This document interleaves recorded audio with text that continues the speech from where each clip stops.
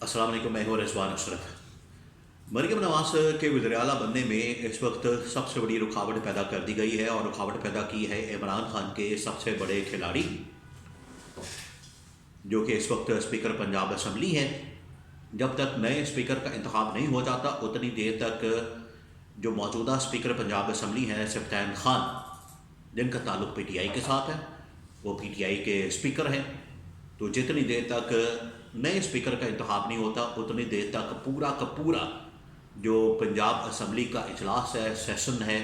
या पूरी की पूरी जो पंजाब असम्बली है, वो इस वक्त सफ्तान खान के कंट्रोल में है।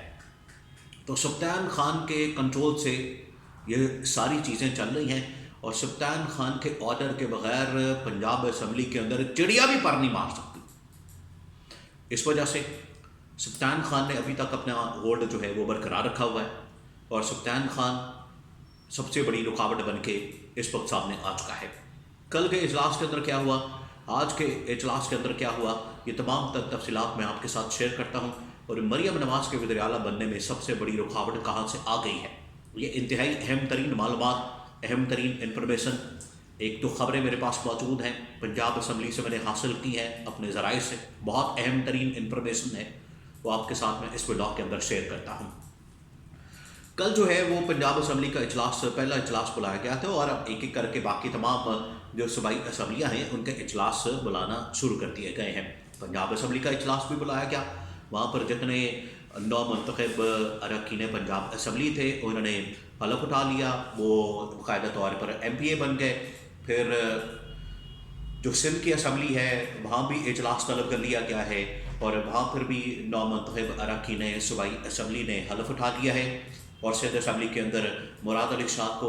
वज़ीर-ए-आला सिंध के लिए नामज़द किया गया है। इसी तरह से जो बलूचिस्तान असम्बली है उसका इजलास भी तलब कर लिया गया है और जो KPA असम्बली है उसका इजलास बुलाने के लिए भी जो निगरान वज़ीर-ए-आला है उन्होंने समरी जो है गवर्नर KP को अरसाल कर दी है, भेज दी है। तो KPA असम्बली का इजलास भी तलब किए जाने का इम्कान है, हो सकता है कि अगले हफ्ते तलब कर लिया जाए। बहरहाल उनको वहाँ पर इजलास बुलाना पड़ेगा क्योंकि अब आगे सेनेट का इलेक्शन भी आ रहा है और सदर का इंतखाब भी आ रहा है। सेनेट का इलेक्शन बाद में और सदर का इंतखाब जो है पहले करने के हवाले से फैसला हुआ है। तो अगर सदर का इंतखाब करना है तो जो चारों सूबाई असम्बली और नेशनल असम्बली, ये एक इलेक्टोरल कॉलेज होता है प्रेसिडेंट के इंतखाब के लिए, तो इनको अपनी मार्ज़ वजूद में आना और इनका वजूद होना, ये तमाम सूबाई असम्बलियों का वजूद होना, ये बड़ा लाजमी है, नागुज़ीर है सदर के इंतखाब के लिए। तो ये अब चारों सूबाई असम्बलियों के इजलास बुलाने के हवाले से मामलात हैं। पंजाब असम्बली का जो इजलास है, पंजाब असम्बली के अंदर जो इस वक्त दिलचस्प सूरत हाल है और इसके अलावा वहाँ पर जो सिचुएशन है जहाँ पर मरियम नवाज को नवाज शरीफ की जानब से बतौर वज़ीर-ए-आला पंजाब कैंडिडेट नामज़द किया गया। मरियम नवाज को यहाँ पर बड़े प्रोटोकॉल के साथ, बड़े लाव लश्कर के साथ और बड़ी ही सिक्योरिटी के साथ यहाँ पर लाया जा रहा है और मरियम नवाज को असल में लॉन्च करने की तैयारी हो रही है पंजाब से। अब इसकी थोड़ी सी पहले मैं आपको बैकग्राउंड बता दूं, मरियम नवाज को पंजाब के अंदर लॉन्च करने का मकसद क्या था और किस वक्त क्या बात हुई। देखिए, पहले नवाज शरीफ का जो प्लान था वो यही था कि नवाज शरीफ को वज़ीर-ए-आज़म बनाया जाए। नवाज शरीफ खुद वज़ीर-ए-आज़म बनेगा और उसके बाद अपने साथ वो अटैच करेगा मरियम नवाज को, कोई मिनिस्ट्री दे देगा या डिप्टी प्राइम मिनिस्टर, और अपने साथ ही प्राइम मिनिस्टर हाउस के अंदर रखेगा और वहाँ पर उसकी ट्रेनिंग करेगा। और 1 साल बाद या 1.5 साल बाद या 6 महीने बाद या 2 साल बाद जैसे ही नवाज शरीफ के लिए कोई मुश्किलात आती हैं तो सेकंड इन कमांड जो मरियम नवाज है उनको प्राइम मिनिस्टर के तौर पर लॉन्च कर दिया जाएगा। ये प्लान था पहला नवाज शरीफ का। लेकिन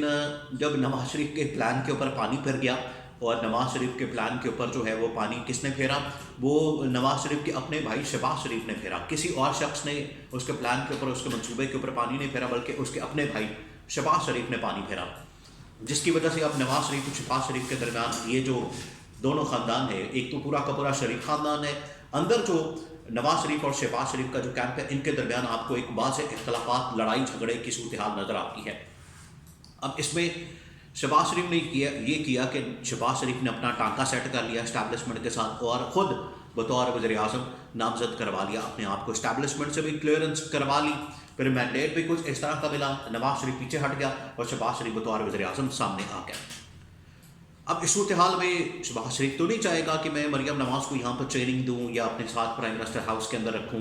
یا اس کو کوئی منسٹری دوں یا میں اس کو چلاؤں. حالانکہ پلان تو اس کا یہی تھا کہ مریم نواز کو کسی طرح سے وفاق کے اندر لایا جائے, اور جو پنجاب کا صوبہ ہے, شہباز شریف کا یہ پلان تھا کہ پنجاب کا جو صوبہ ہے میں اپنے بیٹے کو دے دوں, حمزہ شہباز کو دے دوں. لیکن حمزہ شہباز کے اوپر بھی کاٹا لگا ہوا ہے اور اس کے اوپر بھی کراس لگا ہوا ہے اس کے نام کے اوپر. تو شہباز شریف نے یہ کیا کہ پھر شہباز شریف نے حمزہ شہباز کو اوپر وفاق کے اندر بلا لیا ہے, وہاں پر اس کو کوئی منسٹری وغیرہ مل جائے گی, اور پنجاب جو ہے وہ بڑے ترلے منتے کر کے اور بڑی کوئی آپس میں مذاکرات کر کے مخمقات کر کے اسٹیبلشمنٹ کے ساتھ پھر مریم نواز کو پنجاب سے میدان میں اتارنے کا فیصلہ کیا گیا. اب یہ تھوڑی سی اس کی بیک گراؤنڈ ہے جو میں نے کہا میں آپ کو بتا دوں, اور اس کے اندر بہت ساری انفارمیشن اور خبریں آپ کے ساتھ میں نے شیئر کی ہے, اور یہ سارا کچھ ہوتا رہا پچھلے تقریباً کوئی 1-2 ہفتوں میں جب سے انتخابات کے بعد صورتحال بنی ہے. اب جب مریم نواز کو بطور وزیر اعلیٰ نامزد کر دیا گیا تو مریم نواز کے ساتھ جو ہے رائے بند کے اندر پھر ملاقاتیں شروع ہو گئیں. رائے بند کے اندر جو ہے چیف سیکرٹری بھی پہنچنا شروع ہو گئے, آئی جی پنجاب نے بھی ملاقاتیں شروع کر دیں. آج جو ہے وہ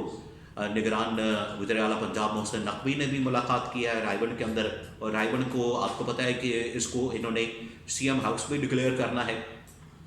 تو پوری تیاریاں ہو رہی ہیں کہ رائے بند سے ہی آخرکار وزیر اعلیٰ مریم نواز وزیر اعلیٰ بننے کے بعد رائے بند سے ہی ان کو سارے معاملات چلانے پڑیں گے. لگتا نہیں ہے کہ وہ یہاں پر جو سی ایم ہاؤس ہے وہاں سے آپریٹ کریں یا وہاں سے پورا نظام چلائیں. وہ رائے بند کے اندر ہی ایک سسٹم بنا لے گی, وہیں پر اس کو ڈکلیئر کر لے گی سی ایم ہاؤس,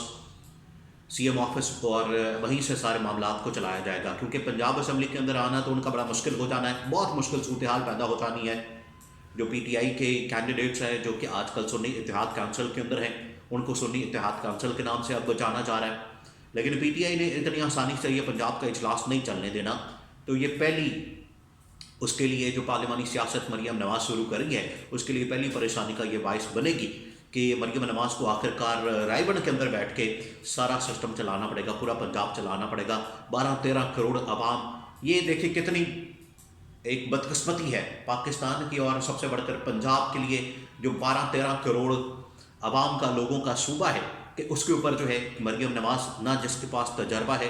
نہ جس کے پاس گورننس کا ایکسپیرینس ہے, نہ کوئی تجربہ ہے, نہ اس نے کبھی کوئی دفتر میں کام کیا ہے, نہ کبھی اس نے کوئی آرگنائزیشن چلائی ہے, نہ اس کے پاس کبھی وہ کونسلر تک نہیں بنی ہے. تو یہاں پر آ گئی ہے وہ پنجاب جو تقریباً کوئی 13 کروڑ لوگوں کا صوبہ ہے. اور کیسے پہنچی ہے وہ بھی مینڈیٹ کے اوپر ڈاکہ مار کے, نون لیگ مینڈیٹ کو چوری کر کے مینڈیٹ کے اوپر جو ہے وہ ڈاکہ مارنے کے بعد یہاں پر